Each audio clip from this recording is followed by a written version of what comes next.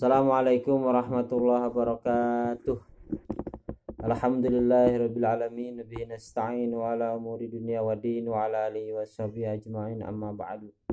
Baiklah anak-anak, apa kabar pagi ini? Mudah-mudahan kita selalu dalam keadaan sehat walafiat dan senantiasa dalam lindungan Allah Subhanahu wa taala.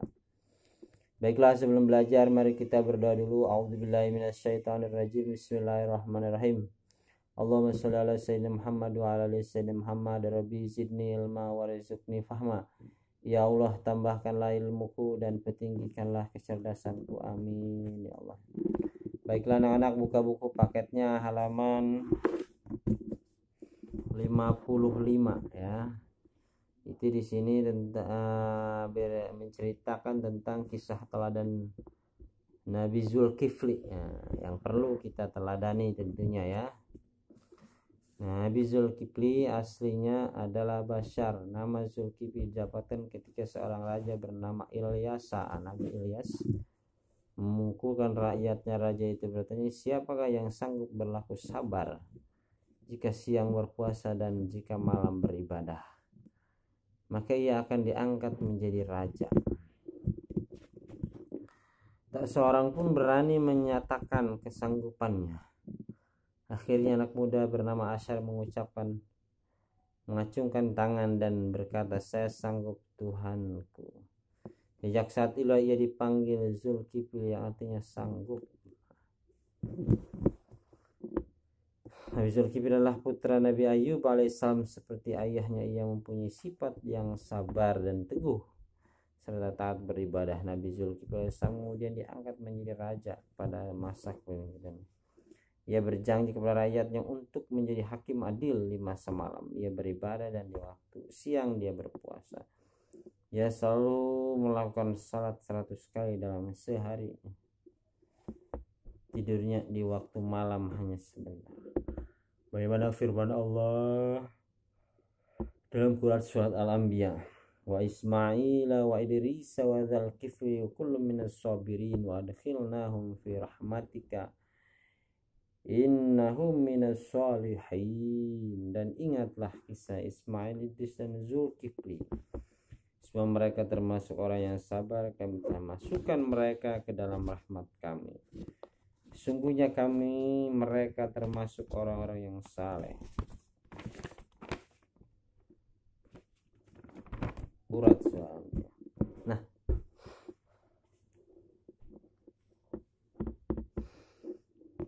Nabi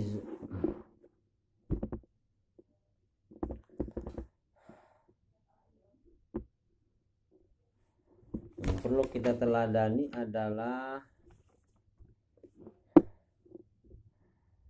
Nabi Zulkifli ini adalah gemar beribadah ya, gemar berpuasa.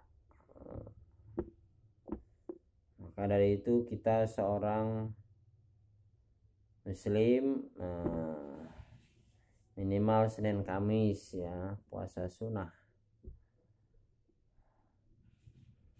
Kenapa? Karena puasa juga menyehatkan zahir dan batin ya. Batinnya akan kuat, artinya hatinya akan selalu tenang, akan selalu mengingat Allah. Batinnya orang-orang berpuasa ya. Kemudian zahirnya itu badannya akan sehat juga. Kenapa? Karena lambungnya kalau diisi terus kan, apalagi penuh misalnya, itu akibatkan rusak, mudah sakit. Karena dia bekerja terus non-stop. Sebagaimana kita motor dihidupin mulu sehari semalam atau 2 hari 2 malam, itu akan mudah rusak. Harus ada istirahatnya. Kalau puasa dia itu tidak mutar, artinya berpuasa. Lambungnya itu bisa istirahat. Seperti itu ya. Nabi Zulkifli alaihissalam termasuk orang-orang yang sabar, seperti ayahnya Nabi Ayub. kesabarannya itu ya luar biasa ya. Itu salah satunya di sini adalah di waktu malam ia beribadah, tidurnya sedikit. Di waktu siang ia berpuasa, siangnya puasa, malamnya ibadah. Wah. Melakukan salat 100 kali dalam sehari. Wah. Luar biasa.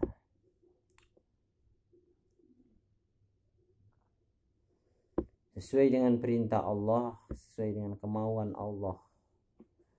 Wa ma khalaqtul jinna wal insa illa liya'budun. Kata Allah, tidaklah aku ciptakan jin dan manusia kecuali untuk beribadah kepadaku, kata Allah.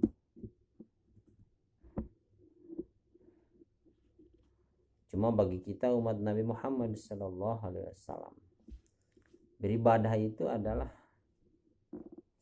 terbagi dua ya. Ada yang ibadah mahdoh, ada yang ghair mahdoh. Ibadah mahdoh adalah seperti sholat, puasa, kayak gitu, yang langsung berhubungan dengan Allah Subhanahu wa ta'ala. Ibadah yang ghair mahdoh adalah ibadah yang berupa misalnya kerja, berdagang, bertani, itu bisa bernilai ibadah kalau kita mengikuti aturan-aturannya. Salah satunya apa? Salah satunya selalu didahului dengan basmalah setiap pekerjaan dan diakhiri dengan hamdalah, dan selalu berniat bahwasannya kerja kita itu semata-mata melaksanakan perintah Allah. Dan disitulah kita akan menjauhi dalam bekerja ini, dalam berdagang ini akan menjauhi sifat-sifat atau perilaku-perilaku tercela, perilaku-perilaku yang diharamkan oleh Allah. Contoh berdagang. Orang yang berniat berdagangnya itu berdagang yang ibadah, ya artinya melaksanakan perintah Allah, maka dalam berdagangnya pun tidak akan melaksanakan kecurangan. Ini tidak akan mengurangi timbangan, tidak akan mengurangi takaran dan sebagainya. Beda yang kerjanya itu justru sebaliknya, ada yang bernilai ibadah, ada yang bernilai siksa, menumpuk siksa. Contoh dia berdagang malah mengurangi timbangan, takaran dan sebagainya. Kemudian berbohong dan sebagainya. Itu justru dalam bekerja dia itu menumpuk adab, menumpuk siksa, menumpuk dosa, bukan menumpuk ibadah. Beda dengan orang yang baik ya, orang yang menginginkan ridha Allah Subhanahu wa ta'ala, melaksanakan sesuai dengan perintah Allah, yaitu meyakini kerja itu adalah ibadah. Mereka justru menumpuk kebaikan, menumpuk ibadah, menumpuk sedekah. Dia bahkan selalu ditambahkan, satu takar ditakar jadi tambahkan satu. Itu tambahnya satu menjadi justru menjadi bernilai sedekah dia. Justru itu seperti itulah. Maka dari itu yang harus kita ketahui, yang pertama kita disiplinkan dalam diri kita adalah diri kita, niat kita, dan juga hati kita ya. Karena manusia kalau selalu tidak diluruskan, tidak diikuti jalan yang lurus, yang baik, maka dia akan terjerumus ke dalam suatu hal yang rusak tentunya. Itu